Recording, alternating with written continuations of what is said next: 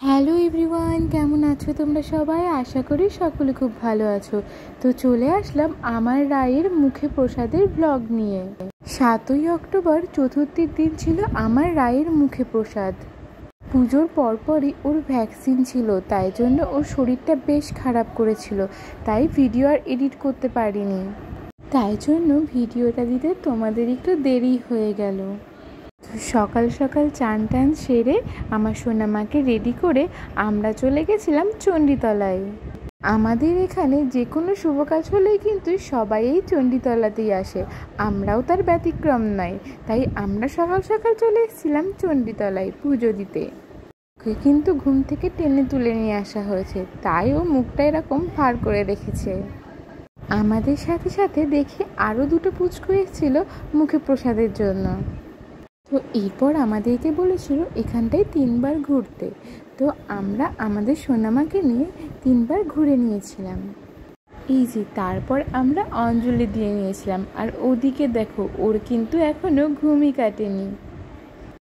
এখানে এই যে একটা বট গাছ আছে, এই গাছটাতে সকলের মনস্কামনা পূরণের জন্য এই যে এরকম ঢিল বেঁধে রাখে। আবার তাদের মনস্কামনা পূরণ হয়ে গেলে এই ঢিলগুলো খুলে দেয়। আমার রায় কিন্তু এই প্রথমবার বাড়ির বাইরে ঘুরতে বেরিয়েছিল, তাই তো চারিপাশটা কেমন ড্যাব ড্যাব করে তাকিয়ে দেখছে দেখো। ও কিন্তু আবার ছবি তুলতে খুব ভালোবাসে। ক্যামেরা নিয়ে যদি ওর সামনে দাঁড়ানো যায় তাহলে ও কিন্তু ক্যামেরার দিকেই তাকিয়ে থাকে। এই যে এবার ওকে প্রসাদ খাওয়ানো হবে, আমাদেরকে বলা হয়েছিল ওদিকে গিয়ে দাঁড়াতে, কারণ ওকে প্রসাদ খাওয়ানোর সময় আমাদের নাকি ওখানটায় থাকতে নেই। তাই আমরা ওদিকটায় গিয়ে দাঁড়িয়েছিলাম। আর ও দেখো কিরকম কুটকুট করে প্রসাদটা খাচ্ছে। ওকে ঘুম থেকে তুলে টেনে নিয়ে আসা হলেও ও কিন্তু কান্না করেনি, ও ব্যাপারগুলোকে বেশ এনজয় করছিল। এই তো এবার প্রসাদ খাওয়া হয়ে গেল। এরপর এখানটায় নিচে শুইয়ে দিয়েছিল ওকে। সারাটা সময় না কান্না করলেও শোয়ানোর পরে একটু একটু কান্না করেছিল, কারণ নিচটা বেশ ভেজা ভেজা ছিল আর ঠান্ডা ছিল, তাই ও একটু কান্না করে দিয়েছিল। আমরা সবাই চেষ্টা করছিলাম ও যাতে না কান্না করে, তাই তো সবাই মিলে ওকে নানানভাবে ভুলিয়ে রাখার চেষ্টা করছিলাম। ও কিন্তু বেশ কিছুক্ষণ চুপচাপে ছিল, এদিক ওদিক সব দেখছিল, তারপর হুট করে কান্না করে দিয়েছিল একটু।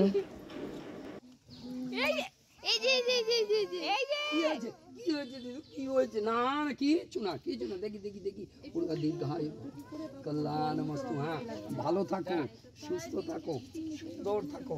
হ্যাঁ, জয় মা চণ্ডী। হ্যাঁ হ্যাঁ হ্যাঁ। না না না না, বাবা রাগ হচ্ছে, রাগ হচ্ছে। না না না না, আমি কিছু করিনি, আমি কিছু করিনি। না না না না না না।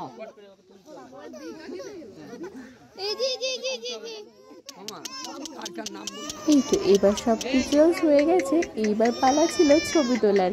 এই যে 3টে পুচকু মিলে এখানে ছবি তুলছিল, আর এদিকে আমার মেয়ের কান্না দেখো, কান্নায় থামে না। তার উপর আবার ওই পুচকুটাও চুল টেনে ধরেছিল, ও তো আরও জোরে জোরে কাঁদছিল।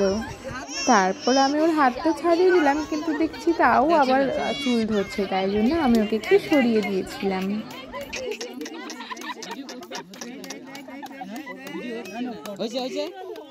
এতে সব হয়ে গেছে, ছবি তোলাও কমপ্লিট হয়ে গেছে, তাই আমরা বাড়ির উদ্দেশ্যে রওনা দিয়ে দিলাম।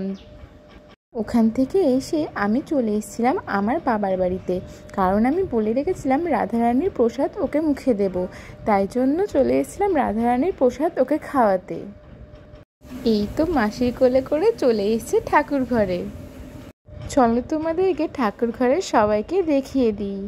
এর আগেও আমি তোমাদেরকে অনেকবার দেখিয়েছি, তো যেহেতু এখানটা এসেছি তাই তোমাদেরকে আবার দেখিয়ে দিই। এই তো বাবার এবার সব রেডি করা হয়ে গেছে, ভোগ লাগানো হয়ে গেছে, এইবার ওকে মুখে প্রসাদ দেওয়ার পালা। দাদুর কোলে কেমন চুপটি করে বসে আছে দেখো।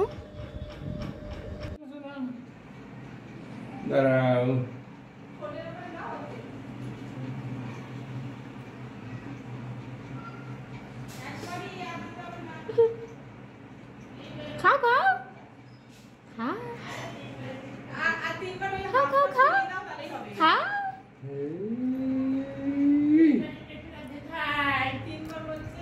এই তো আমার সোনামার প্রসাদ খাওয়া হয়ে গেল।